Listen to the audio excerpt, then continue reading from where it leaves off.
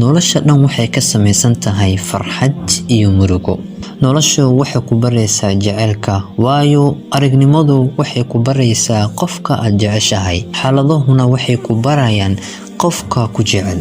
waxaa jira dad badan oo rabaan inay guursadaan, haddana aan awoodin. caqabooyin fara badan ayay la kulmaan markay u soo jeedsadaan suuqa guurka. waxaan fariintan u dhaafayaa ragga rabaan inay guursadaan gabar wanaagsan.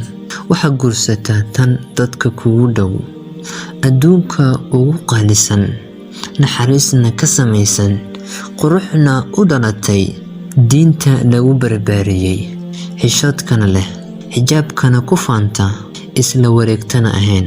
noloshu waxay ku baraysaa cashiro aad la yaabto. waxaad soo xasuusanaysaa dhaawacyooyin fara badan aad ka soo gudubtay.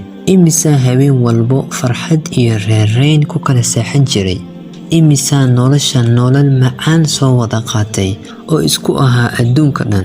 imisaa waqti adag ka soo wada gudbay iyagoo gacmaha is haysta, haddana aan nolosha hal meel ku wada nooleen. imisaa jecel samaystay oo sanadooyin fara badan jecel abuurayeen, haddana calafkooda uu kala geeyey.